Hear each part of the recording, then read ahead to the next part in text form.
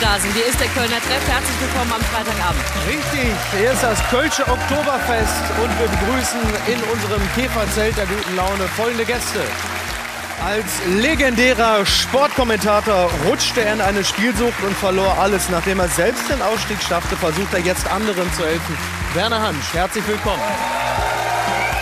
Dieser Mann ist eine Legende als Sportkommentator. Er hat 1997 den FC Schalke zum UEFA Cup kommentiert und war als Reporter sowas wie der Picasso unter den Lautmalern. Als er in die Rente gehen musste, muss man ja sagen, da ging das Flutlicht aus und er rutschte in das Dunkel der Spielsucht und fand wieder raus.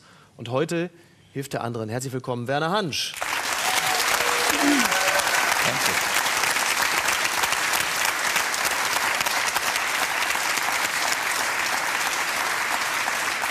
Werner, wenn man sieht, mit welcher Leidenschaft du gerade schon Let's Dance kommentiert hast, ich war ein Elefant auf dem... Da hat man doch manchmal das Gefühl, eigentlich müsstest du doch heute noch Fußball kommentieren, oder? Nein, ich könnte heute nicht mehr so schnell sprechen, wie die spielen. Ach so, ja. Das hat sich ja alles entwickelt und es ist ja schon alles ganz verrückt gewesen. Man muss ja voraussagen, ich war 35 Jahre alt. Ja. Und hatte noch nie ein Bundesligaspiel gesehen. Fußball ging mir am Arsch vorbei. Ja. Das sage ich immer noch ganz deutlich. Ja. Und dann hat der Zufall die Regie übernommen. So ist alles passiert. Genau, du bist eigentlich vom Pferdesport in den Fußball gerutscht, aber du hast dann, wie jemand, der im Fußball würde man sagen, du warst nicht im Nachwuchsleistungszentrum, aber du bist an allen anderen vorbeigezogen und wurdest dann halt einfach, man sagt immer gerne Kult als Reporter, aber du hast so eine ganz eigene Sprache geprägt. Ja, Micky, das ist ja, weißt du, was willst du machen, wenn du da anfängst? Das ist ja ein Alter, da haben ja viele Singvögel schon den Zenit ihrer Laufbahn überschritten. Ja. Da fing ich erst mal an und mir war gleich klar, wenn ich hier mir etwas Nachhaltigkeit erarbeiten will, dann geht das nur mit zwei kleinen Vorteilen, die ich vielleicht hatte. Ja. Das eine war meine Stimme und das andere meine Sprache. Wollen wir mal kurz ein, zwei Beispiele uns davon ansehen? Ja. Denn da gibt es ja einiges an Material. Spitzt die Ohren, denn jetzt gibt es ein Leckerbissen obendrauf. Werner Hansch. Werner Hansch. Werner Hansch. 15 dreijährige Vollbluthengste sind am Start. Und wenn Sie, meine Damen und Herren, vielleicht jetzt zu Hause mal in Gedanken mitreiten wollen, bitte festhalten, es geht los. Ich habe so mitgezittert am Mikrofon. Wir sind in der 14. Spielminute der zweiten Halbzeit. Gleich werden wir wissen, ob den Bayern jetzt ein volles Stündlein schlägt. So ein Blödmann, möchte man sagen. Alles andere ist Schnulli-Bulli. Einer muss noch. Und das drückt auf den Schultern. Im Übrigen ist das auch eine Frage der sprachlichen Mittel, die einer drauf hat. Der Welt gibt's ein kleines bisschen Glück und ich träum davon in jedem Augenblick. Herrlich, dieses Zuspiel in den 5-Meter-Raum. Und das Ding muss er doch reinmachen. Wir gehen zurück ins Funkhaus nach Köln.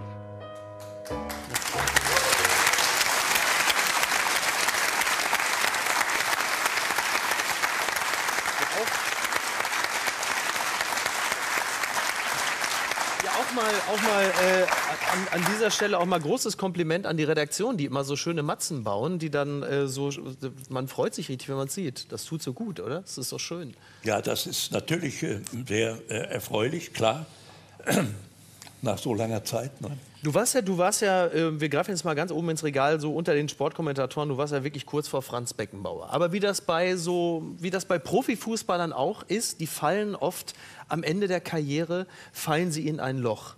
Bist du mit 65 zur frühen Rente geschickt worden? Ich hatte den Eindruck, das war so. Ich kann mich noch sehr genau daran erinnern. Das war 2003. Ich wurde 65. Und gleichzeitig ist noch etwas anderes passiert. Das konnte ich nicht beeinflussen.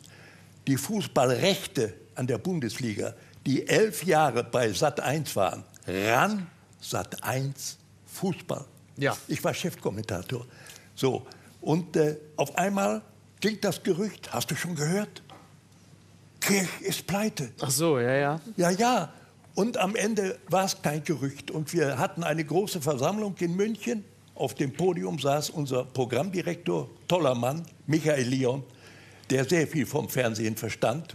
Und der musste jetzt den Kollegen erklären, dass es kein Gerücht mehr war. Hattest du zu dem Zeitpunkt, du hast gesagt, du warst Chefkommentator, Chefreporter, hattest du zu dem Zeitpunkt geahnt, dass für dich damit die Karriere als Kommentator insgesamt vorbei sein würde? Nein, das habe ich überhaupt nicht geahnt. Ne? Der guckt über die Köpfe hinweg und dann sah er mich hinten an der Wand und sagt, du hast ja Glück.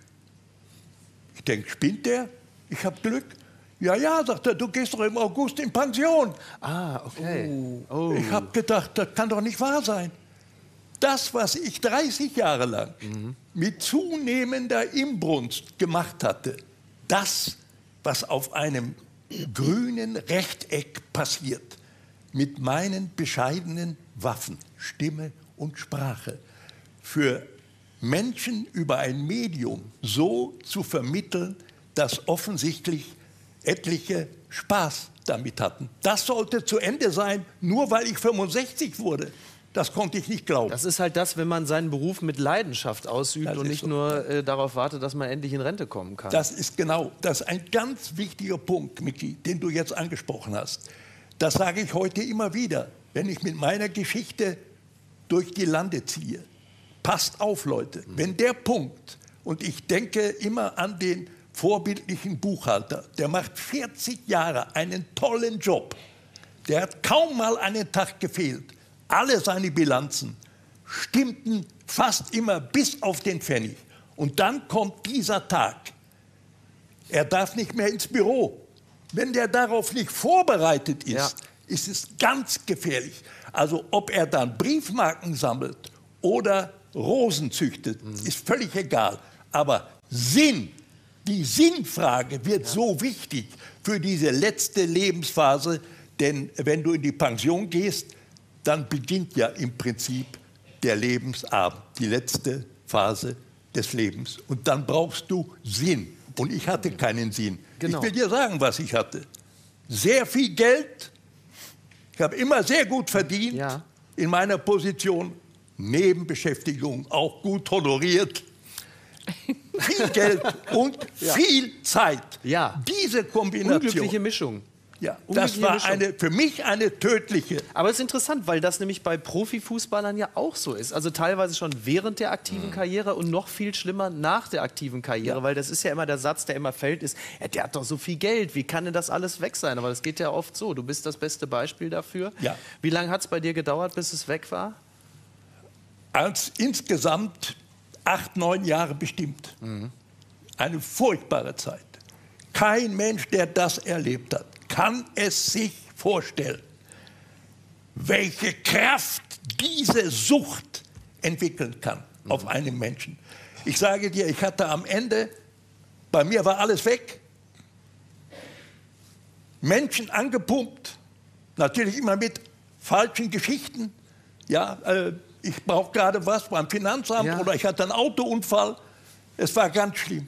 Glaub mir, ich war eine Fleischhülle. Alles, was mich mal ausgemacht hat, meine Persönlichkeit, meine inneren Werte, es war nicht mehr da. Alles war weg. Wann trat die Scham in dein Leben? Wann hast du dir selber das erste Mal, also bei Suchtkranken ist ja oft so, man lässt es vielleicht gar nicht so an sich ran oder man schafft Mittel und Wege, um an sich selbst vorbeizuleben. Wann hast du selber realisiert, da ist ein Riesenproblem und ich schäme mich dafür? Es war brutal, Michi, ganz brutal. Ich hatte eine Möglichkeit, vielleicht umzukehren.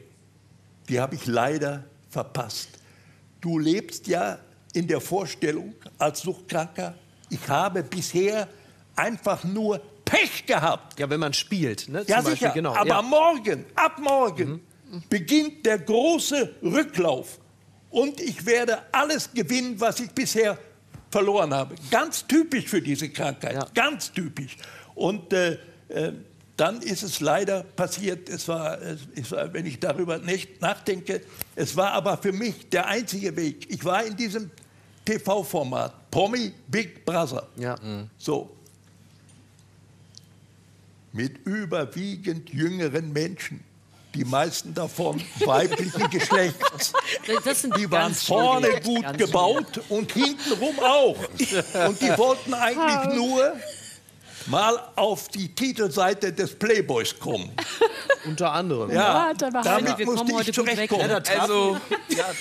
Also was man sagen muss, es waren wirklich sehr unterschiedliche Menschen in diesem Format. Das muss man das ist tatsächlich schön wirklich, ausgedrückt. sehr, ne, richtig, Hast du gut ausgedrückt, sehr ja. unterschiedliche Physiognomien trafen aufeinander. Ja. Das kann man wirklich sagen. Ja. Und du dazwischen. Und Ja. du hattest einen großen, fast Fernsehmoment der Wahrhaftigkeit. Denn da sitzt dieser, in dem Falle, gefallene Mensch und offenbart sich und sagt, ich bin spielsüchtig. Und was ja passierte, war eine ganz, ganz große Welle der Zuneigung. Ja, wurde du in der hast recht, Zeit. aber ich sag dir, was meinst du, was das für mich ein Moment war? Das war eine extremste Herausforderung für mich. Du sitzt da, Ja. du hörst den großen Bruder, du siehst ihn ja nicht. Werner, komme die Räuberhöhle. Das war das Sprechzimmer. 2 kleine Holzbänke, 2 Kameras auf dich gerichtet. Du siehst ihn nicht, du hörst ihn nur. Ja. Und ziemlich schnell am Anfang kam gleich die Frage, sag mir, weshalb bist du hier? Das Wissen wir, war, wer die Stimme ist übrigens. Ne? das war der Messerstich. Das glaub ist mir. übrigens bei uns in der Sendung immer Dagmar Kieselbach, unsere Redakteurin. Was Die macht das auch mache noch ich mal. jetzt? Erzähle ich dem jetzt auch eine Schote, wie ich sie vielen Gläubigern schon erzählt hatte? Okay. Oder habe ich jetzt vielleicht die Kraft, die Hose runterzulassen bis an die Sprunggelenke? Du fühlst dich wie ein Leichtathlet beim Stabhochsprung. Du stehst hinten, hast den Stab in der Hand. 50 Meter vor dir liegt die Latte vielleicht auf 5,20 Meter. Du musst anlaufen und dann in den Kasten stechen, um dich hochzuschrauben. So hoch ist die Latte der Scham. Glauben Sie mir, so hoch liegt sie da. Ich weiß nicht, woher die Kraft kam. Ich habe die Hose runtergelassen. Und mir war klar, weißt du, War das in dem Moment danach, als du wieder rausgegangen bist, war das eine Befreiung in dem Moment direkt danach? Also pass auf, ich komme drauf. Es war zunächst mal für mich ganz schlimm, weil ich ja wusste, wir hatten zu der Zeit jeden Abend 1,5 Millionen Zuschauer. Und ich konnte mir denken, jetzt sitzen zu Hause einige Menschen an den Fernsehern und sagen, der Mann zu seiner Frau, hättest du das von dem gedacht? Spielsüchtig war der hat Leute belogen und angepumpt. Nee, furchtbar. Damit muss ich leben, liebe Kollegen, bis heute. Die haben ja recht. Was ich gemacht habe, war unsäglich. Das war so. Das war ganz schlimm. Aber am Ende war es für mich die einzige Möglichkeit, auf den Weg ins reale Leben wieder zurückzukommen. Und das hat funktioniert. Ich war dann raus, was unglaublich war. Ich wurde ja noch Sieger, stell dir das mal vor. Ja. Naja, ja. Aber das war. Aber man muss. Also übrigens auch. Oh Gott, Übrigens auch ein schönes Beispiel dafür, dass man mit Momenten großer Ehrlichkeit im Fernsehen tatsächlich auch ein Millionenpublikum für sich einnehmen kann. Das muss man auch dazu sagen. Es war ein wirklich großer TV-Moment. Aber für dich persönlich mutmaße ich mal, vielleicht sogar auch, dass du in gewisser Hinsicht deine Familiengeschichte aufgerollt hast. Denn anders als dein Vater hattest du in diesem Moment die Kraft, über deine Probleme zu reden. Das ist ja etwas, was dich in deiner Kindheit begleitet hat. Ein Vater mit einer großen, tragischen Geschichte, der aber nie wirklich darüber gesprochen hat. Dein Vater wurde 1938 von den Nazis interniert als Staatsfeind. Also er stand am 27. April 1934. Die Machtübernahme von Hitler war ja passiert, 1933. Stand er mit 25 anderen Kumpels, die meisten waren Bergleute, unter Tage vor dem 3. Strafsenat beim Oberlandesgericht in Hamm, war angeklagt wegen der Vorbereitung zum Hochverrat. 2 Jahre Zuchthaus. Ja, die hat er abgesessen. Nicht? Und dann kam... Wir zeigen einmal kurz deinen Vater, dass wir mal sehen, wie das war dein Vater. Das ist mein Vater. Schau dir, wie der guckt. Ja? Der guckt ins Leere. Ja. Und so war das bei uns. Es wurde nie darüber gesprochen. Niemals. Weil dein Vater, er war Jahre weg. Du hast ihn eigentlich wirklich erst kennengelernt nach Kriegsende. Ja, natürlich. Und weißt du, was ich glaube? Der hat sich für diese Geschichte geschämt.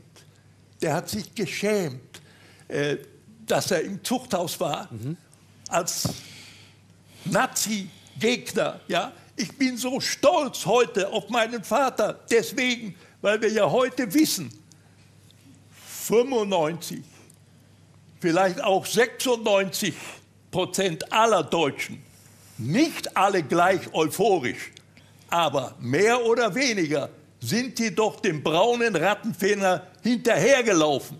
Ja. Das ist doch so.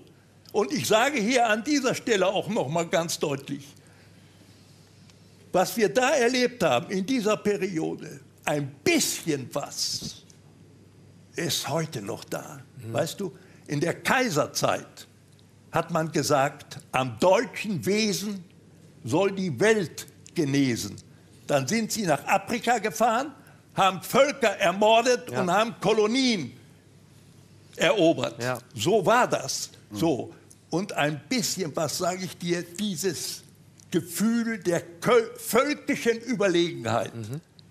Das ist meine ganz persönliche Meinung. Ja. Ich nehme jetzt von meinem Recht auf Meinungsfreiheit Gebrauch. Ein bisschen was davon, verstehst du?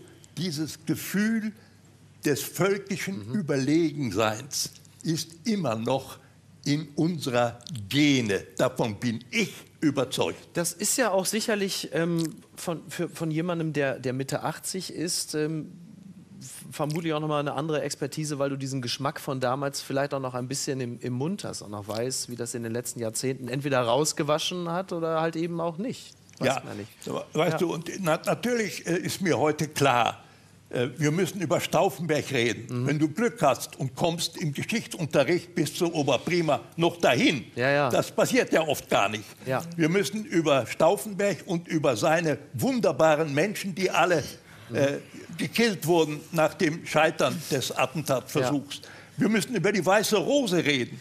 Aber ich denke, es wäre doch auch ein Anlass, verstehst du, mal daran zu denken, dass ganz unten die einfachen Malocher, die Püttleute, so einer wie mein Vater und die anderen 25, die alle damals beim Oberlandesgericht gestanden haben, dass man an die auch mal denkt. Das würde ich schön finden. Zum Beispiel im Bergbaumuseum in Bochum. Das wäre doch ein Anlass. Na, da kann man ja mal direkt mal eine Botschaft aussenden.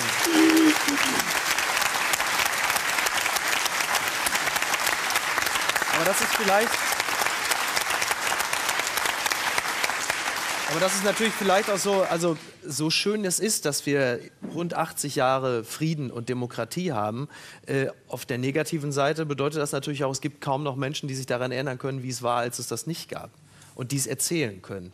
Ja. Und das ist natürlich insofern auch gut, dass du das weiterträgst und auch die Geschichte deines Vaters, der dann irgendwann wieder bei euch zu Hause war, aber ein Mann, der halt eben nicht darüber gesprochen hat. Nein. Und in welchen Momenten, gab es überhaupt mal Momente, in denen du das Gefühl hattest, er öffnet sich in irgendeiner Form? Ja, solche Momente hat es gegeben. Der Alte, zu der Zeit war er ja dann schon Rentner. Ne? Ganz großer Moment im Leben meines Vaters. Da hat er sich selber besiegt. Es musste entschieden werden, was wird denn aus dem Jungen? 1952, da war ich 14 Jahre alt und die Volksschule war zu Ende. Und die Mutter sagt zum Vater, ja Stefan, jetzt muss doch mal entschieden werden. Ja, der soll auf den Pütt gehen, auf die Zeche. Jeden Winter 20 Zentner Kohl, die Bude war warm. Das war mehr als die halbe Miete. Und ich saß hinten ihm gegenüber und ich habe geschrien, ich will nicht auf den Pütt. Und jetzt kommt der Moment. Der Alte hat Messer und Gabel fallen lassen und mit dem erhobenen Zeigefinger zu meiner 16 Jahre älteren Schwester Felicitas gezeigt und gesagt, wenn er das gar nicht will, dann fahr da hinten in die Stadt. Stadt war Recklinghausen. Ja. Wir wohnten in Süd. Ja. 4 Zechen damals. 4 Zechen. Dann melde ihn da an. Da muss er eine Prüfung machen. Die besteht er sowieso nicht. Oh, okay. Ja, stell dir mal vor. Und ich sage dir, so haben viele Väter leider ihre Kinder, ihre Söhne in den Pütt geschickt. Die waren nicht weniger begabt, als ich es vielleicht gewesen bin. Ne? Und das war mein Glück, dass mein Vater mir diese Chance gegeben hat. Deshalb bin ich so froh und stolz auf meinen Vater und natürlich wegen seiner politischen Vergangenheit. Da wollen wir an dieser Stelle sehr gerne an deinen Vater erinnern und wir wollen ihm auch danken, denn hätte er sich nicht so verhalten, dann wäre uns ein fantastischer Sportkommentator verloren gegangen und ein tapferer Kämpfer gegen Sportwetten, Zockerhelden. Das ist die Organisation, für die du dich einsetzt. Auf die wollen wir gerne verweisen. Ich muss mich allerdings für den Moment erstmal bei dir bedanken, lieber Werner, denn Susanne ist jetzt wieder dran, aber vielen Dank und wir bleiben noch hier im Gespräch. Ja, gerne. Sehr gerne. Werner Hansch, meine Damen und Herren. Dankeschön.